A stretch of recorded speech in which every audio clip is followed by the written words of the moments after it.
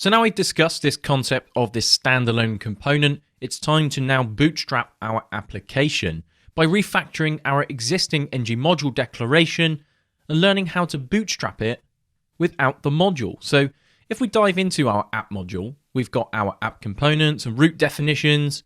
We can scroll down and we have this bootstrap. So here we're in fact telling our ngmodule which component that we want to bootstrap when we then go ahead and bootstrap our app module. Now, this doesn't actually happen in this file. So we don't in fact need our app module. So if we jump into our main, we have our import for the app module, some environment variables which are provided to us, prod mode which is then enabled when we come to build our application, but we then have this platform browser dynamic, and then we pass the module into this bootstrap module function. So this is what we're going to do. We're going to refactor our application piece by piece. So our task for this lesson is to simply replace our bootstrapping. And piece by piece, we're then going to follow the errors that Angular is going to give us. So the first step, we have our app module. So instead of app.module, we're going to change this over to app component. And then we can change our app module over to app component. So we're just going to completely eradicate this idea of an ngmodule, which means that we now cannot pass the app component directly in to our bootstrap module. Now, thankfully, the Angular team have, of course, thought about this, and they've given us a new function that allows us to instantiate our Angular applications without an ngmodule. So instead of including this platform browser dynamic, you can see at the end of our import, we have this dash dynamic. We no longer need to import this, so we can essentially remove the dash dynamic piece, and instead of this platform browser dynamic, we're going to have a new function.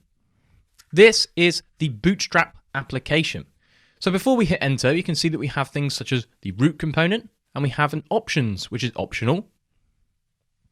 This, much like our dynamic function below, returns us a promise, so then we can go ahead and catch the error. So this line of code will remain the same, but we then need to change this piece to our bootstrap application.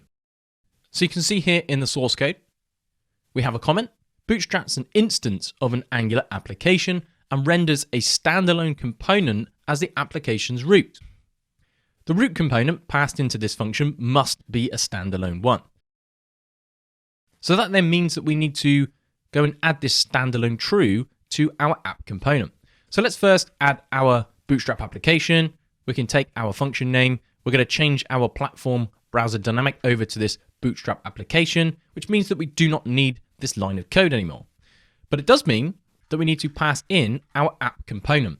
So from a type checking perspective, this file is okay. However, if we then go and press save, we're then going to see some errors.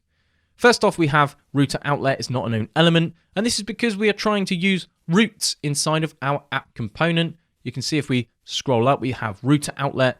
So we've essentially removed all of the internal Angular APIs from being accessible inside of our app component, because here we're passing in our router module. So essentially that does not exist. You can imagine that these are no longer available because we're essentially not using any of this file anymore. This also means that we need to go and add a standalone true property. We can then hit save. Now what I'm going to do for the rest of this chapter is open up the console, because this will give us some interesting debugging statements as well. If we then go ahead and remove our router outlet, we can then hit save, and you can see that our app component is being fully rendered. If we get rid of our standalone true and make this false, it's not going to in fact work. You can see we have a nice Angular error. The app component is not marked as standalone, but Angular is expecting to have a standalone component. So at this point, we have confirmed that to render just a standalone component, this is exactly what we need to do. Of course, we're going to put this back and leave our router outlet intact, and we're going to work backwards and slowly introduce and move our pieces of our application around to get it fully working in a standalone world.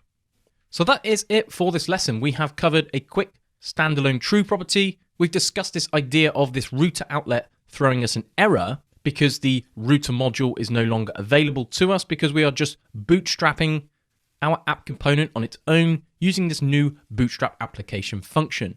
So what we need to essentially work out in the next couple of videos is how to migrate all of this information, and that includes our services and how we can use other components inside standalone components. So there's lots left in this chapter.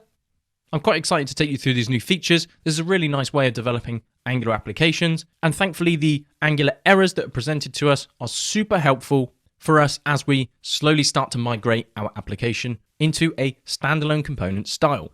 So with this in mind, let's dive into the next lesson and keep refactoring our code.